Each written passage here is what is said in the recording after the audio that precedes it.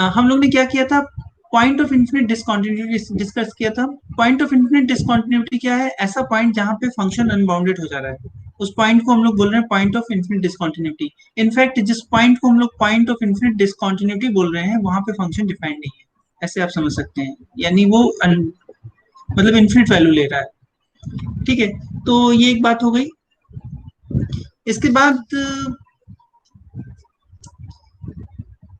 Improper integral define किया। तो दो तरह का इम्प्रॉपर इंटीग्रल हमने डिफाइन किया। एक वो इम्प्रॉपर इंटीग्रल था जिसमें जिस रेंज में फंक्शन डिफाइंड है उस रेंज के ऊपर फाइनाइटली मेनी जो है हमको पॉइंट ऑफ इन्फिनिट डिसकंटिन्यूटी मिल रही है। इसका मतलब बाकी सारी जगह पर वो फंक्शन बाउंडेड है, और मतलब वो फंक्शन बाउंडेड है बाकी सारी जगह। ठीक है। दूसरा केस ये है कि जहाँ पे जिस इंटरवल के ऊपर हम लोग कर रहे हैं उसमें से लोअर लिमिट या अपर लिमिट को इन्फिनिट हो जा रहा है, तो उस टाइप के इंटीग्रल को भी हम लोग इम्प्रॉपर इंटीग्रल की श्रेणी में रख रहे हैं। So there are two types of improper integral where the limits become infinite, मतलब जिस रेंज में हम इंटीग्रेट कर रहे हैं वो लिमिट्स इनफाइनाइट हो जाए, एक लिमिट या दोनों लिमिट।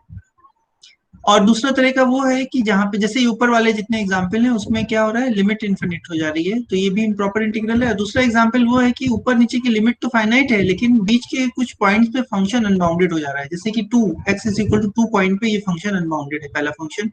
x = 0 पे ये फंक्शन अनबाउंडेड है। तो फाइनाइटली मेनी पॉइंट्स पर जब अनबाउंडेड हो रहा है, जैसे यहाँ पे x = -1 और x = 2 पर अनबाउंडेड हो रहा है, तो इन सारे केसेस को हम लोग डील करते हैं इम्प्रॉपर इंटीग्रल के अंदर। तो सबसे पहले हम लोग ये इस टाइप के इम्प्रॉपर इंटीग्रल को डील करेंगे जहां पर लिमिट्स ऊपर नीचे की तो फाइनाइट है लेकिन फंक्शन अनबाउंडेड हो रहा है कुछ पॉइंट्स पर। तो सपोज करो, इसमें हम लोग ने डिस्कस किया था लास्ट टर्म पे कि अगर फंक्शन सपोज करिए फंक्शन है और close interval interval A B में कुछ फाइनाइटली मेनी पॉइंट्स पर को छोड़कर बाकी जगह डिफाइंड, यानी फाइनाइटली मेनी पॉइंट्स पर अनबाउंडेड हो रहा है, ऐसा मान के चले अगर, तो उसमें पहला केस ये लिया कि अगर हमारा पॉइंट ए जो है पॉइंट ऑफ इन्फिनिट डिसकंटिन्यूटी है, तो ए पर इंटीग्रल का क्या मतलब है?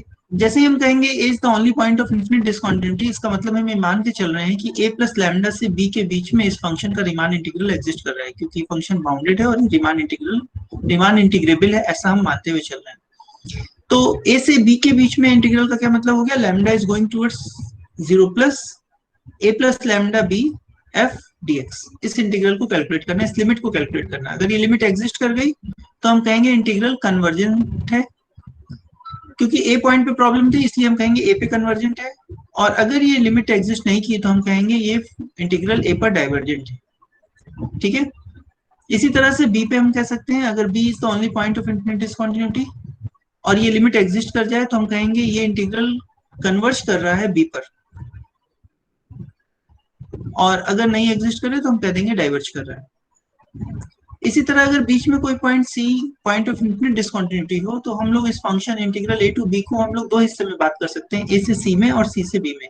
अब ये ऊपर वाली limit point of infinite discontinuity है, तो जैसे ऊपर डिस्कस किए उस हिसाब से इसको कैलकुलेट करेंगे अगर एग्जिस्ट कर गया, और यहाँ पे c to b F x D x जैसा ऊपर डिस्कस की उस हिसाब से इसको कैलकुलेट करेंगे, और ये भी एग्जिस्ट कर गया। अगर दोनों एग्जिस्ट कर गई तो हम कहेंगे कि ये इंटीग्रल कन्वर्जेंट। ठीक है। तो इस तरह से हम लोग कन्वर्जेंट की बात कर सकते हैं। अब अगर दोनों point A and B point of infinite discontinuity हो तो हम लोग फिर से पॉइंट एक सी चूज कर सकते हैं, ए से सी और सी से बी कैलकुलेट करेंगे, और इन इंटीग्रल का मतलब हम लोग अभी डिस्कस किए थे। सो अगर ये दोनों लिमिट एग्जिस्ट कर जाती है तो हम कहेंगे फंक्शन जो है इंटीग्रेबल है या कन्वर्जेंट है, इंटीग्रल उसका एग्जिस्ट कर रहा है या इंटीग्रल कन्वर्ज कर रहा है। ठीक है। और कंबाइन करके भी दोनों को लिख सकते हैं, integral lambda is going to 0 plus and mu is going to 0 plus A plus lambda से बी माइनस लैम्डा के बीच में एफ एक्स टी एक्स निकालो। I hope there is no problem up to now, यहाँ तक आपको कोई दिक्कत नहीं रहा होगा। अब आते हैं फैक्ट पे जो हम लोग ने डिस्कस किया था। अगर हम लोग फंक्शन ऐसा ले रहे हैं जो कि पॉजिटिव फंक्शन है, ये फंक्शन जो हमने लिया f जो कि एक पॉजिटिव फंक्शन है on close interval A B, and a is the only point of infinite discontinuity और बाकी सब जगह रीमान इंटीग्रल मान लीजिए कि एग्जिस्ट कर रहा है। तो क्या होगा कि अगर हम ये इंटीग्रल कैलकुलेट करेंगे a plus lambda B F x D X, तो ये इंटीग्रल तो एग्जिस्ट करेगा, क्योंकि हम मान के चल रहे हैं कि फंक्शन रीमान इंटीग्रेबल है। ए पे प्रॉब्लम थी बस। लेकिन क्योंकि फंक्शन पॉजिटिव है, इसलिए जैसे जैसे लैम्डा को हम छोटा करेंगे इस इंटीग्रल की वैल्यू बढ़ेगी। यानी आप ये मान सकते हैं कि ये एक तरह से, अगर लैम्डा की वैल्यू हम घटाते जाएं, तो ये जो एक सीक्वेंस जैसा बन रहा है वो एक मोनोटोनिक इंक्रीजिंग सीक्वेंस बनेगा। तो अगर ये बाउंडेड होगा तो लिमिट एग्जिस्ट कर जाएगी। सॉरी। तो अगर ये बाउंडेड हुआ तो लिमिट एग्जिस्ट कर जाएगी। इसलिए एक नेसेसरी एंड सफिशिएंट कंडीशन हमको मिलती है कि अगर a is the only point of infinite discontinuity है और फंक्शन पॉजिटिव है, तो integral a plus lambda to b F x D x, अगर ये वैल्यू बाउंडेड आए फॉर ईच लैम्डा, तो इंटीग्रल एग्जिस्ट कर जाता है। और अगर इंटीग्रल एग्जिस्ट करता है तो ये वैल्यू बाउंडेड भी आती है। So if and only condition है इंटीग्रल को एग्जिस्ट करने के लिए। सो this is what we have done in the last term, and now I am going to start today's lecture. So today is 31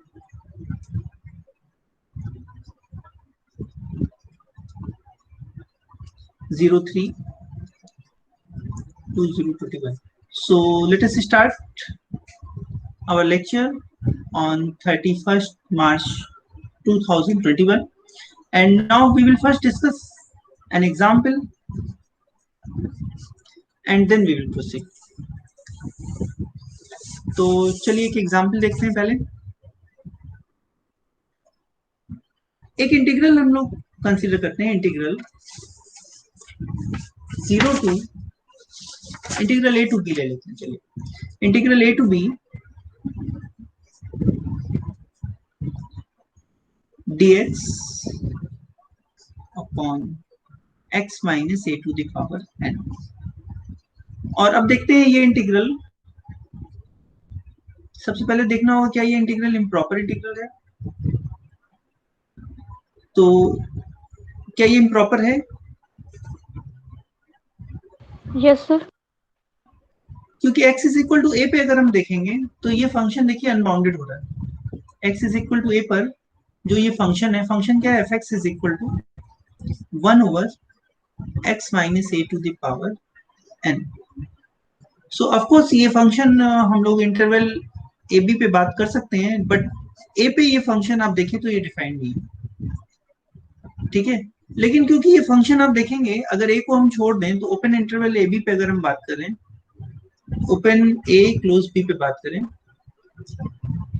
तो ये फंक्शन पूरी तरह से कॉन्टिन्यूअस फंक्शन है ना, क्योंकि सिर्फ ए पे ही प्रॉब्लम है, अदरवाइज ये फंक्शन कॉन्टिन्यूअस से डिफाइंड है, सब कुछ है। तो इसका रीमान इंटीग्रल आपको पता है कॉन्टिन्यूअस फंक्शन का एग्जिस्ट करता है। तो जब भी हम बात करेंगे integral a plus lambda b 1 over x minus A to the power n dx की, तो इसमें प्रॉब्लम नहीं है, ठीक है ना। इस इंटीग्रल में प्रॉब्लम नहीं है।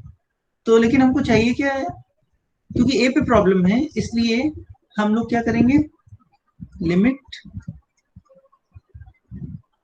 क्योंकि ए पे प्रॉब्लम है इसलिए ये इंटीग्रल क्या हो गया, इम्प्रॉपर इंटीग्रल हो गया। और अब हम लोग बात करेंगे लिमिट की, lambda is going towards 0 plus. अगर ये लिमिट एग्जिस्ट कर गई तो हम कहेंगे इंटीग्रल एग्जिस्ट कर रहा है। तो जहां जहां ये लिमिट एग्जिस्ट कर रही है वहां वहां ये इंटीग्रल एग्जिस्ट कर रहा है। जहां जहां इसलिए हम कह रहे हैं क्योंकि यहाँ पे एक वेरिएबल n भी है, n की डिफरेंट वैल्यू के लिए इंटीग्रल की वैल्यू डिफरेंट हो सकती है। तो जिस वैल्यू n के लिए, n की जिस वैल्यू के लिए ये इंटीग्रल एग्जिस्ट कर रहा है, हम कह सकते हैं कि उन n के लिए ये इम्प्रॉपर इंटीग्रल एग्जिस्ट कर रहा है या ये इंटीग्रल कन्वर्ज कर रहा है। ठीक है, बात समझ में आ रही है? तो चलिए इस लिमिट को निकाल के देखते हैं। तो हम लोग को कैलकुलेट करना है ये लिमिट। इंटीग्रल में 1 over x minus A to the power n है, और इस इंटीग्रल को अगर इंटीग्रेट हमको करना है इस इंटीग्रैंड को, n इज इक्वल टू 1 के लिए वैल्यू अलग आती है और n जब 1 नहीं होता है तो वैल्यू अलग आती है। तो हम लोग इसको दो केस में कर लेते हैं। चलिए केस 1 कर लेते हैं।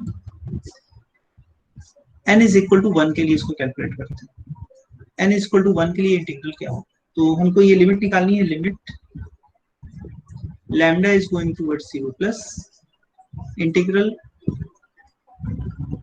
a plus lambda b 1 over x minus a dx।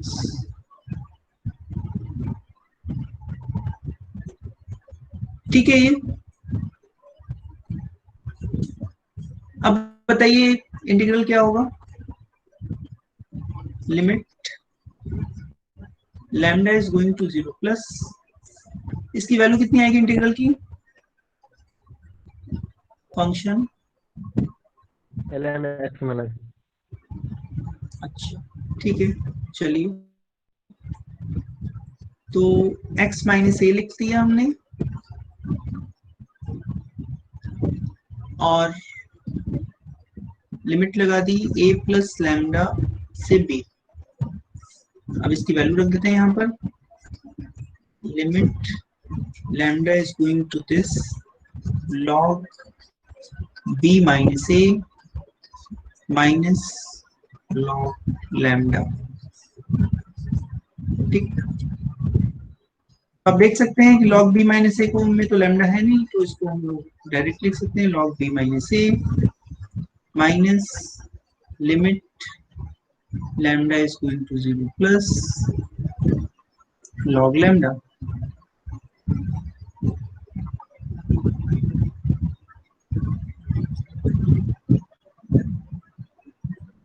ठीक है, तो ये लिमिट एग्जिस्ट करेगी, क्या ये लिमिट एग्जिस्ट करेगी, ये वाली लिमिट बताइए तो,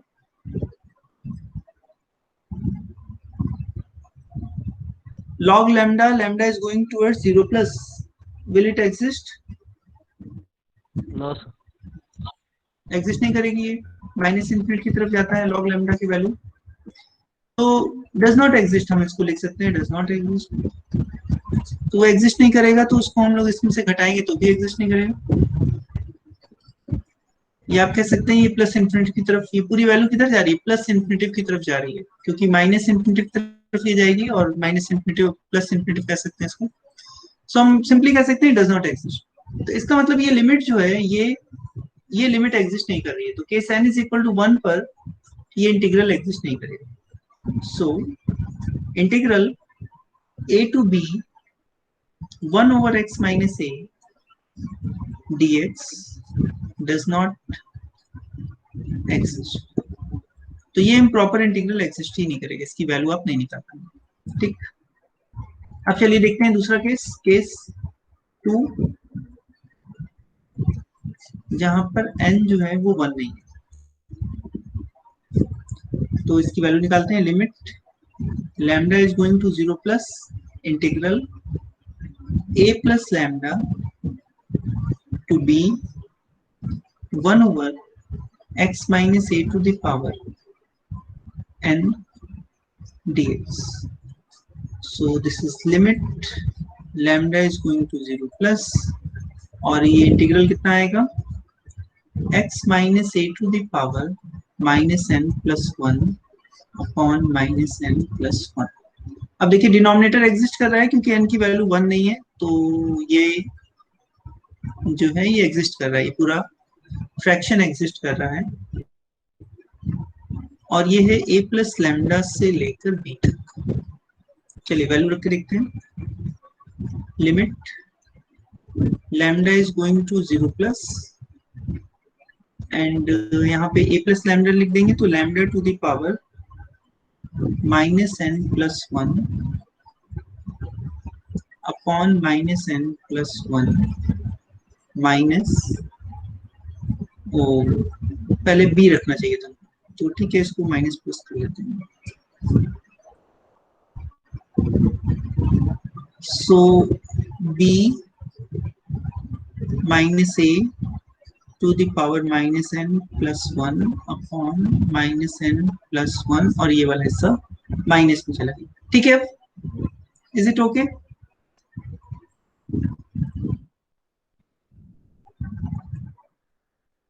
it okay? Am I correct?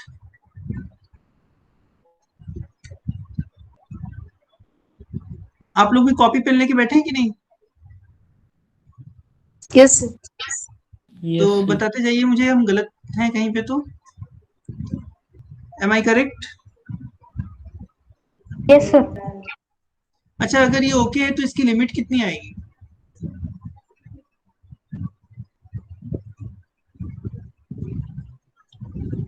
देखो सेकंड हिस्से पे तो कोई फर्क नहीं पड़ रहा है, सेकंड हिस्से में लैम्डा नहीं है, तो वहां पे अगर हम लिमिट अगर डिस्ट्रीब्यूट करके देखें तो यहाँ पे कोई दिक्कत नहीं है। जो दिक्कत है वो पहले वाले प्रॉब्लम इसी में हो सकती है। तो इसमें अगर हम लोग ऐसे लिखें, limit lambda is going towards 0 plus and this is minus lambda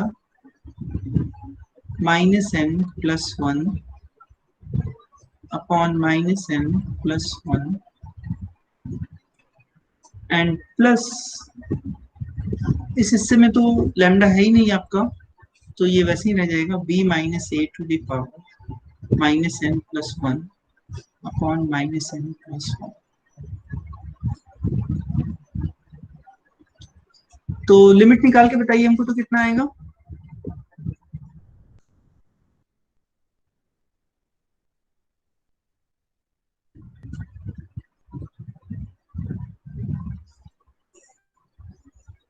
अच्छा चलिए हम ही करते हैं।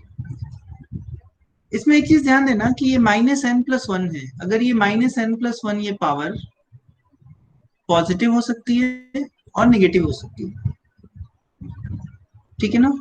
तो अगर ये पावर निगेटिव हुई तो ये लैम्डा नीचे आ जाएगा, और अगर ये लैम्डा नीचे आ गया और लैम्डा 0 की तरफ टेंड किया तो ये पूरा इन्फिनिट की तरफ टेंड करेगा, तो लिमिट एग्जिस्ट नहीं करेगी, ठीक है ना?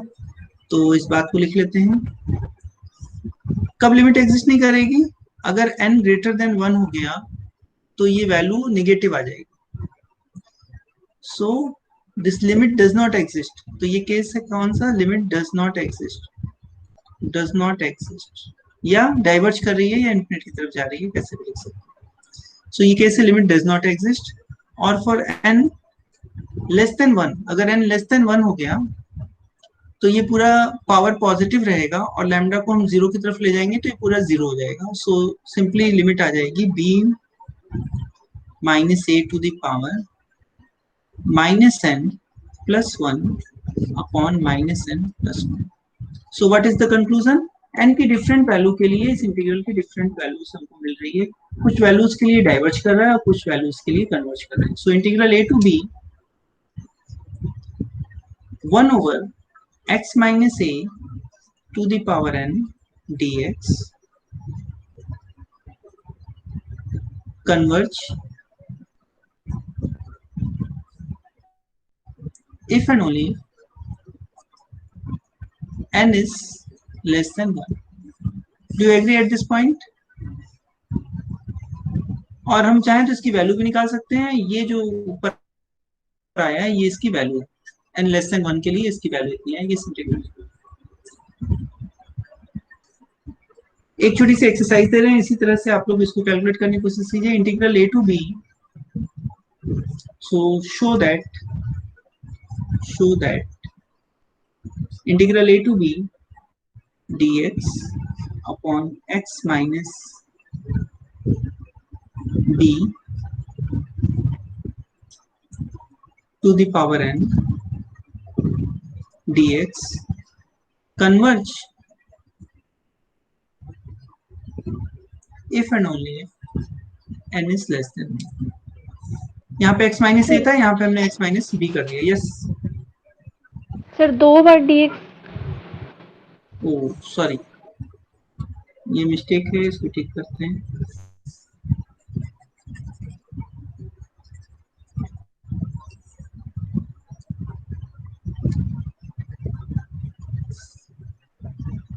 ठीक, अब ठीक है। तो इसको आप लोग ट्राई करिए अपने से। चलिए हम लोग आगे चलते हैं। और अब हम लोग को देखना है कि कोई फंक्शन दिया हो तो कैसे हम लोग डिसाइड करें मतलब कोई इंटीग्रल दिया है इम्प्रॉपर इंटीग्रल, उस केस में कैसे डिसाइड करें कि ये एग्जिस्ट करेगा या नहीं करेगा। इवन इम्प्रॉपर इंटीग्रल की वैल्यू निकालना भी कठिन काम है, बट अभी हम लोग सिर्फ इतना देखेंगे कि ये एग्जिस्ट कर रहा है या नहीं कर रहा है। ठीक है, वैल्यू निकालने के लिए फिर दूसरे आपको तरीके होंगे, बट अभी हम लोग टेस्ट करेंगे सिर्फ इतना कि इम्प्रॉपर इंटीग्रल एग्जिस्ट करेगा या नहीं करेगा। तो चलिए, उसमें एक टेस्ट है, इसका नाम है कंपैरिजन टेस्ट। तो हम लोग पहले कंपैरिजन टेस्ट में आते हैं।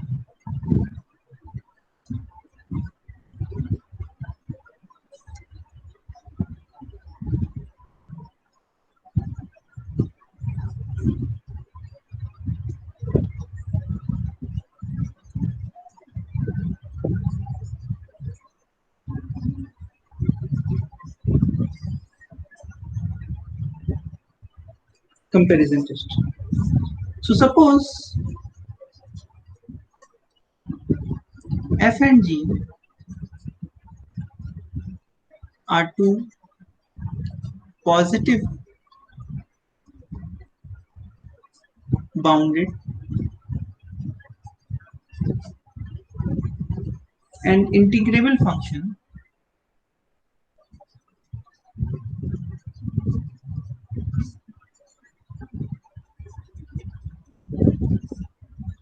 on closed interval a plus lambda b for all lambda in between 0 and b minus a,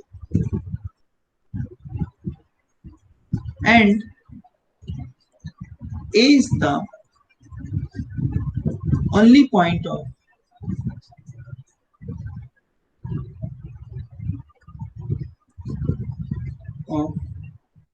infinite discontinuity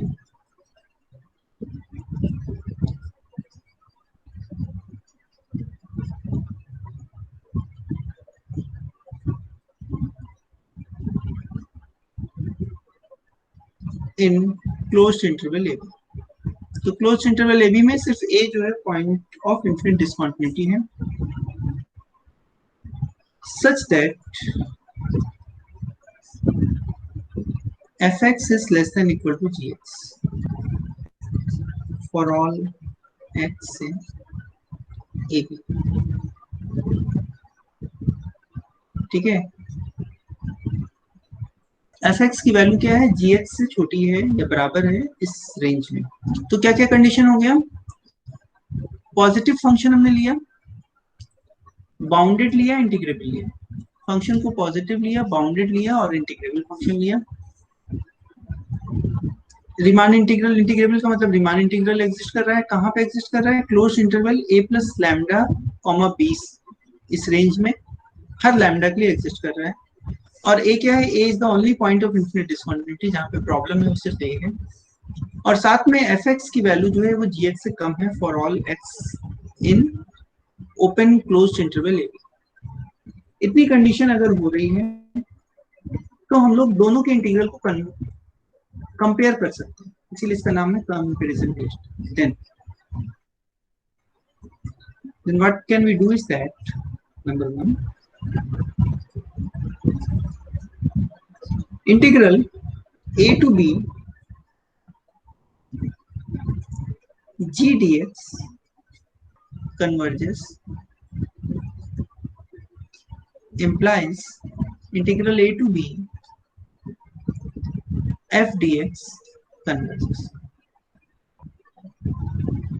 यानी जो फंक्शन बड़ा है हर पॉइंट पे, अगर उसका इंटीग्रल एग्जिस्ट कर गया, कन्वर्ज कर गया, तो दूसरे फंक्शन का भी इंटीग्रल एग्जिस्ट कर जाएगा, ये कन्वर्ज कर जाएगा, हम बोल सकते हैं।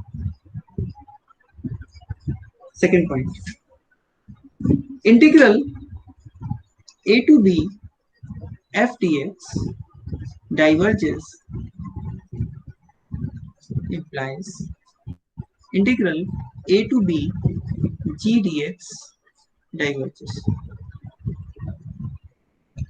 ये इंटीग्रल डाइवर्ज करेगा। ठीक है, यानी अगर छोटा वाला इंटीग्रल डाइवर्ज कर गया, छोटे वाला फंक्शन जिसकी वैल्यू हर पॉइंट पे कम है, वो उसका इंटीग्रल अगर डाइवर्ज कर गया तो बड़े वाले फंक्शन का भी इंटीग्रल डाइवर्ज कर जाएगा। तो आप देख सकते हैं इसका प्रूफ बहुत मुश्किल नहीं है, चलिए इसका प्रूफ देख लेते हैं हम।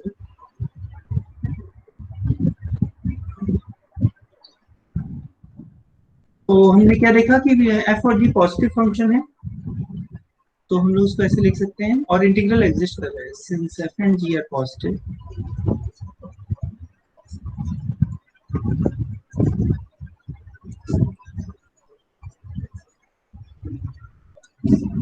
functions fx and fx is less than equal to gx for all x in this interval. So this implies integral a plus lambda b f dx is less than equal to integral a plus lambda b g dx. Do you agree at this point? क्योंकि f और g positive function है और f की value g से कम आ रही है, तो उसका जो इंटीग्रल है उसकी वैल्यू भी कम आएगी g के उसी रेंज में इंटीग्रल से. Do you agree at this point? Yes sir. जहां कंफ्यूजन हो आप बोलिए. ठीक है, चलिए आप लोग एग्री कर रहे हैं. अब देखो यहाँ पे क्या होगा, हम लोग ने ऊपर एक फैक्ट देखा था कि पॉजिटिव फंक्शन का जो इंटीग्रल होता है वो एग्जिस्ट तब करता है जब हर लैम्डा के लिए integral a plus lambda B F x D x ये बाउंडेड हो. ये हम लोग देखे थे, इसका प्रूफ भी देखे थे हम लोग. अगर ये वैल्यू हमेशा बाउंडेड होगी तो इंटीग्रल एग्जिस्ट करेगा, और इंटीग्रल एग्जिस्ट करेगा तो ये वैल्यू हमेशा बाउंडेड आएगी.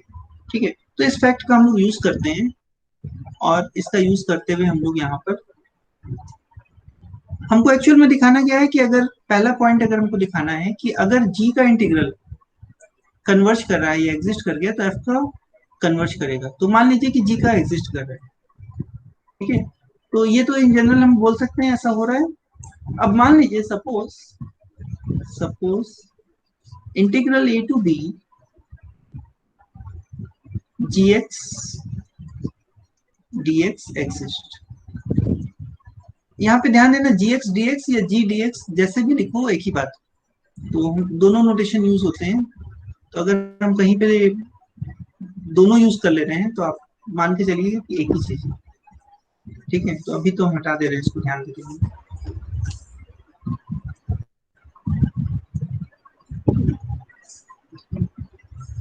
अगर ये एग्जिस्ट कर रहा है then there exist m greater than 0 such that integral a plus lambda b g dx is less than m for all lambda in between 0 and b minus a.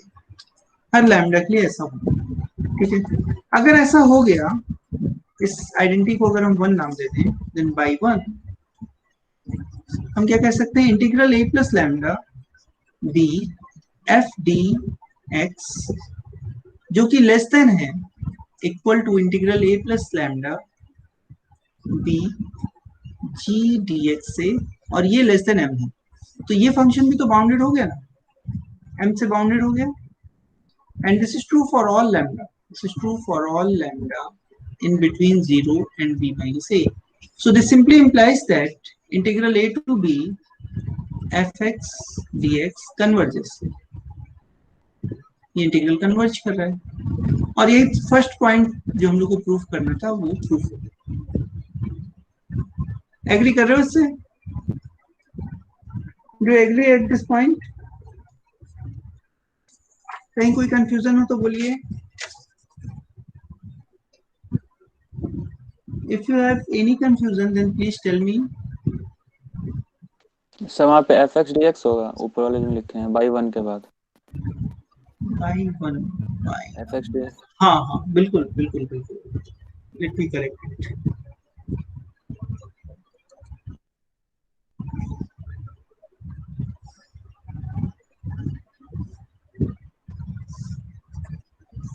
F x D x या F d x दोनों लिख सकते हैं, दोनों में से जो इच्छा है वो कीजिए.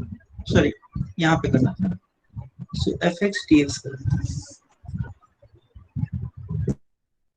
ठीक है, कुछ हमने नहीं किया, हमने कहा कि जी वाला कन्वर्ज कर रहा है, जी वाला बड़ा आ रहा है इंटीग्रल, ये कन्वर्ज कर रहा है मतलब ये बाउंडेड हुआ, और जब बाउंडेड होता है तो कन्वर्ज करता है, तो इसका मतलब ये भी बाउंडेड हो गया और ये भी कन्वर्ज कर देगा। तो जी का इंटीग्रल जब कन्वर्ज कर रहा है तो एफ का इंटीग्रल भी कन्वर्ज कर देगा। अब उल्टा देखते हैं, अगर एफ का इंटीग्रल डाइवर्ज कर रहा है तो क्या होगा, ये अनबाउंडेड होगा, ये छोटा नंबर है इससे, ये नंबर अगर अनबाउंडेड है तो ये नंबर भी अनबाउंडेड होगा, इसलिए इसका इंटीग्रल भी डाइवर्ज कर जाएगा। बस इसी चीज को हमको लिखना है, तो चलिए इसको लिख लेते हैं हम लोग। नाउ सपोज, ये सेकेंड पार्ट का प्रूफ कर रहे हैं, suppose integral a to b fx dx diverges.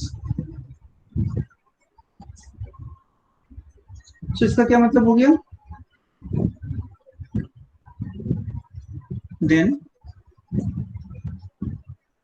Integral a plus lambda to b f dx is not bounded,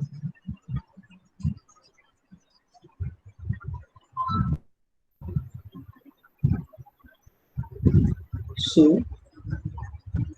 integral a plus lambda to b gx dx is also not bounded।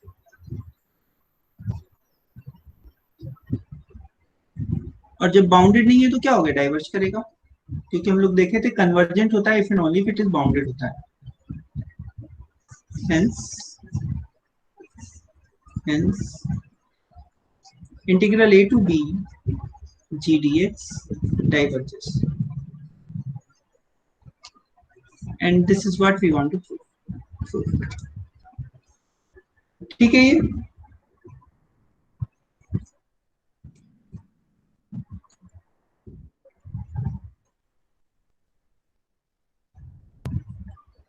Is it okay, should I proceed? Yes sir. चलिए एक और comparison करने का तरीका है, और वो limit, दोनों फंक्शन का रेशियो निकाल के लिमिट निकालने का तरीका है। जैसे यहाँ पे कैसे कंपेयर किया हमने, दोनों फंक्शन को लिखा और देखा कि कौन बड़ा है कौन छोटा है, और उसको कंपेयर कर लिया। ठीक है, इसी चीज को हम लोग fx अपॉन gx करके भी कंपेयर कर सकते हैं, तो उसको भी हम लोग कंपैरिजन टेस्ट ही बोलते हैं। तो इसको अगर कंपैरिजन टेस्ट 1 बोल रहे हैं तो उसको कंपैरिजन टेस्ट 2 बोल सकते हैं। तो हम कंपैरिजन टेस्ट की हेडिंग डाल रहे हैं, कंपैरिजन टेस्ट। चलिए ये लिमिट के फॉर्म में कंपैरिजन है, limit form of comparison test बोल सकते हैं, या कंपैरिजन टेस्ट 2 बोल सकते हैं इसको, अगर ऊपर वाले को 1 बोल। यहाँ पे भी कंडीशन वही है, if f and g are two positive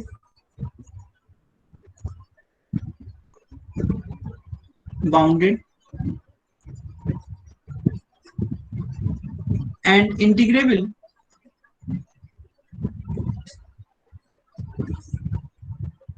functions on a plus lambda to b for all lambda from this to this, such that limit x is going to a plus fx and gx is equal to L not equal to 0। यहाँ पे हम लिख देते हैं a is the only point of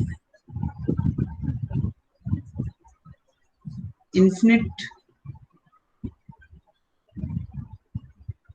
discontinuity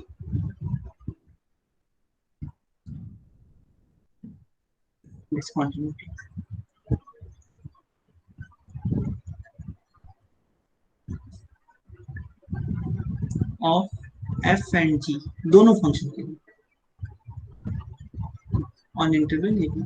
interval A B में जो problematic point है वो एक है, वो है a, और ये लिमिट जो आ रही है वो नॉन जीरो आ रही है। ठीक है, अगर ऐसा हो जाए तो क्या होगा, then integral a to b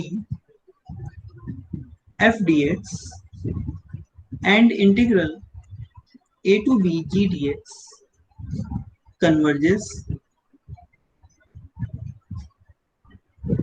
or diverges.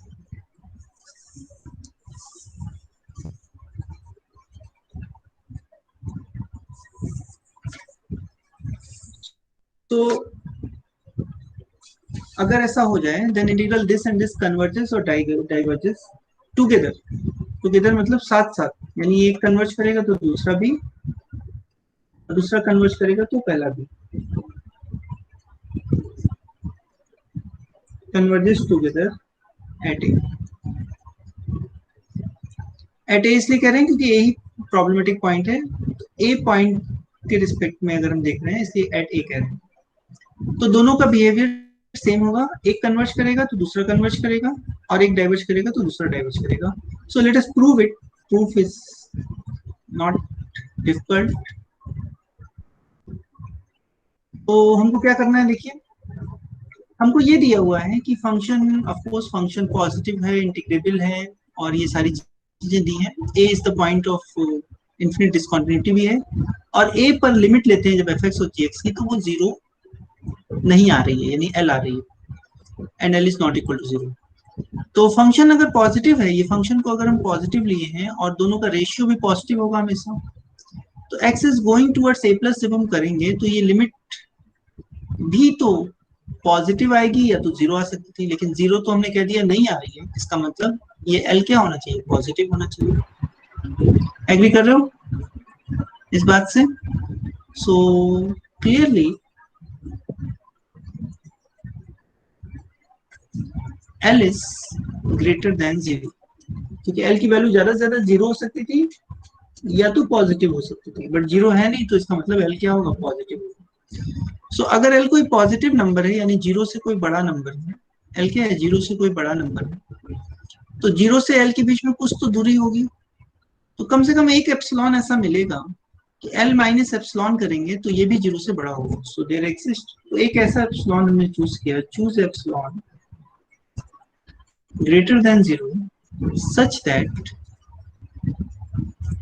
L minus epsilon is greater than 0. तो कम से कम एक एप्सिलॉन तो हम ऐसा चूज कर ही सकते हैं, और इनफैक्ट बहुत सारे ऐसे एप्सिलॉन चूज कर सकते हैं.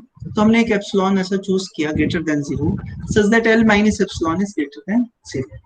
Do you agree at this point? यही इस पूरे प्रूफ का एक मेन पॉइंट है. हम कह सकते हैं कि ये बहुत मेन पॉइंट है. अब हम लोग को सिर्फ डिफिनीशन लगानी है. Do you have any confusion eight this point?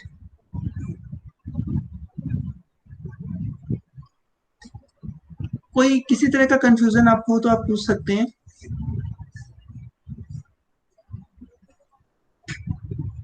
Are we connected? Are you able to hear me? Yes sir. आगे चलें. Yes sir. चलो, तो अब देखो क्या हो रहा है कि limit, since limit x is going towards a plus fx upon gx is equal to a is equal to L. ठीक है ना? लिमिट कैसे निकाल रहे हैं हम लोग? पॉजिटिव साइड से देख रहे हैं. ये a है, ये b. तो पॉजिटिव साइड से देखने का मतलब हमको क्या करना है, a की वैल्यू इधर नहीं जाएगी. ठीक है, तो जब भी हम लोग इस लिमिट की बात करेंगे L आ रही है, इसका मतलब कि given epsilon greater than 0 there exist is c कोई नंबर यहाँ होगा, such that whenever x is in between a and c, the difference between fx upon gx minus L will be less than epsilon by the definition of limit. So given above epsilon greater than 0 there exists c कहाँ होगा, a और b के बीच में, such that for all x in a c ए और सी के बीच में कोई भी एक्स अगर हम चूज करेंगे, then the distance between f x upon g x minus l is less than epsilon. Do you agree at this point? Limit की डिफिनीशन हमने लगाई, हमने क्या किया है, लिमिट की डिफिनीशन यूज किया है। इस डिफिनीशन के हिसाब से ये जो नंबर है F x upon g x minus L, ये एप्सिलॉन और माइनस एप्सिलॉन के बीच में होगा। अब हम इसमें क्या कर सकते हैं, एल को ऐड कर सकते हैं पूरे में, यानी हो जाएगा l minus epsilon f x upon g x less than l plus epsilon. और अब हम थ्रू आउट जी एक्स से मल्टीप्लाई कर सकते हैं। So this is g x l minus epsilon f x less than l plus epsilon g x. So we may write it like this. I hope there is no problem. लेकिन अब देखो ये जो function है ये positive function हम लोग ले रखे हैं, एफ और डी को पॉजिटिव फंक्शन दो, और जी एक्स में इस कांस्टेंट एल माइनस एप्सिलॉन से मल्टीप्लाई किए, एल माइनस एप्सिलॉन भी पॉजिटिव है, सो ये पूरा g x into this positive function हुआ। इसी तरह से l plus epsilon into g x भी पॉजिटिव फंक्शन हुआ। तो जो ऊपर कंपैरिजन टेस्ट हम लोग देखे थे उसके हिसाब से, सो अगर हम सिर्फ इतने को यूज करें, इस हिस्से पे वो कंपैरिजन टेस्ट लगाएं, तो हमारे पास दो फंक्शन है, एक g x into l minus epsilon और एक एफ एक्स फंक्शन है। तो अगर इंटीग्रल एफ एक्स का कन्वर्ज करेगा तो इस पूरे का इंटीग्रल भी कन्वर्ज करेगा। So integral A to b f d x converges implies integral a to b gx l minus epsilon dx converges। Converges का मतलब क्या हो गया, एग्जिस्ट कर रहा है। तो l माइनस एप्सिलॉन क्या है, कांस्टेंट, इसको बाहर कर सकते हैं। तो बाहर करने के बाद l minus epsilon into integral a to b gx dx भी कन्वर्ज करेगा, तभी तो, अगर इसकी वैल्यू ही फाइनाइट नहीं है एग्जिस्ट करेगी, ये तो l माइनस एप्सिलॉन तो फाइनाइट नंबर। तो इसको हम लोग ऐसे लिख सकते हैं, this implies integral a to b gx dx converges. क्यों? क्योंकि l माइनस एप्सिलॉन क्या एक फाइनाइट नंबर है, उसको हम इंटीग्रल से बाहर ले सकते हैं। तो उस नंबर से मल्टीप्लाई करने के बाद अगर ये नंबर पूरा एग्जिस्ट कर रहा है तो इसका मतलब उस नंबर से डिवाइड करने पर भी नंबर एग्जिस्ट करेगा। Do you agree at this point? लेकिन अगर हम इस आइडेंटिटी को ध्यान दें,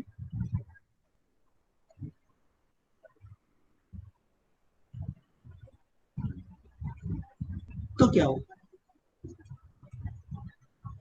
अच्छा ठीक है, अभी हमने क्या देखा, ये इंटीग्रल अगर कन्वर्ज कर रहा है तो ये इंटीग्रल कन्वर्ज करेगा। तो अब इस आइडेंटिटी का यूज करते हुए हम इसके उल्टी बात कर सकते हैं। अगर सपोज करो integral A to b g x D x converge कर रहा है, तो हमारे पास ये इंटीग्रल भी कन्वर्ज करेगा, l plus epsilon integral A to b g x D x converges.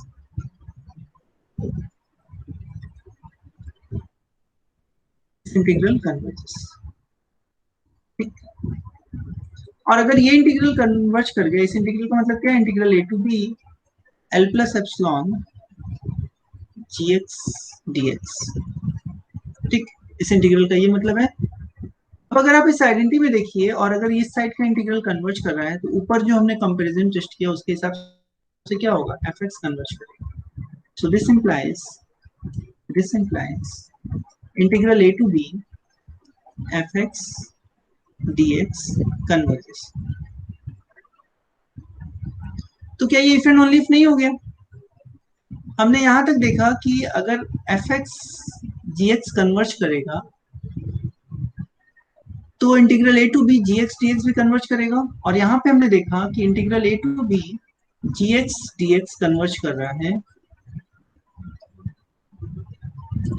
Converges simply means that integral a to b fx dx converges हो गया। ठीक है, तो हम लोग इस बात को लिख लेते हैं। so hence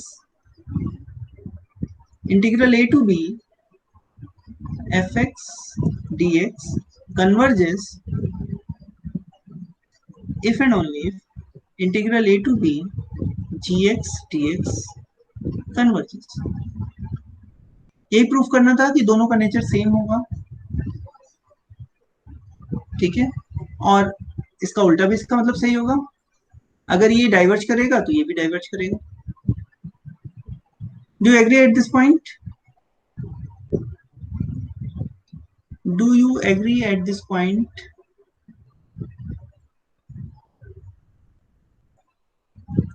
If you have any confusion, then please ask.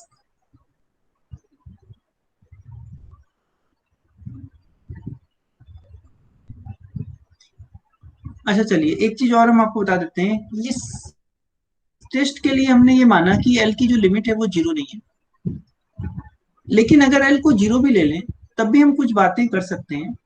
ये पूरी बात तो नहीं कह सकते, लेकिन कुछ चीजें हम स्टेट कर सकते हैं। So I am writing it as remark with above f and g, if limit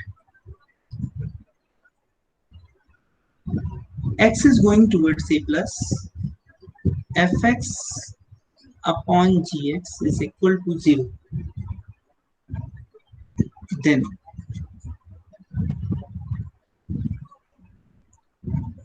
for some epsilon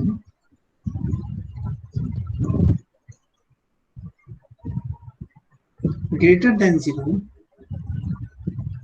फिर से इस लिमिट की अगर हम डेफिनेशन लगाएंगे,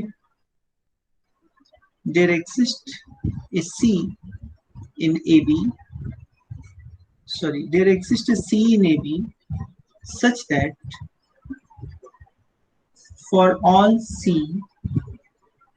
for all x in AC, क्या होगा, mod of fx upon gx is less than epsilon। तो इसका मतलब क्या हुआ, minus epsilon less than fx by gx less than epsilon, so this can be written as minus epsilon gx fx epsilon gx। तो अभी जो ऊपर हम लोग प्रूफ कर रहे थे उसमें यहाँ पे माइनस एप्सिलॉन की जगह आया था L माइनस एप्सिलॉन, जो कि पॉजिटिव नंबर था, और जो हमारा ऊपर जो कंपैरिजन टेस्ट हम लोग ने किया था वो पॉजिटिव फंक्शन के लिए था, लेकिन ये जो हिस्सा है वो नेगेटिव है। तो यहाँ पे हम कंपैरिजन टेस्ट नहीं लगा सकते, लेकिन यहाँ पे तो लगा सकते हैं क्योंकि एप्सिलॉन पॉजिटिव। तो इसका मतलब ये हो गया, if integral a to b gx dx converges, ये इफ यहाँ से छोड़ दें, so this implies integral a to b epsilon gx dx converges, and this implies comparison test से ही ये अगर कन्वर्ज कर रहा है इस हिस्से के लिए इंटीग्रल, तो fx का इंटीग्रल भी कन्वर्ज करेगा। so integral a to b fx dx converges। ठीक है ये बात। इसका मतलब अगर लिमिट 0 भी आ रही है तब भी हम एक चीज बोल सकते हैं कि अगर gx का इंटीग्रल कन्वर्ज कर रहा है तो fx का इंटीग्रल भी कन्वर्ज करेगा। So let me write it as, so if limit x is going towards a plus, fx upon gx is equal to 0, then integral a to b gx dx converges, implies integral a to b fx dx converges। अगर ये integral converge कर गया तो ये integral भी converge कर जाएगा।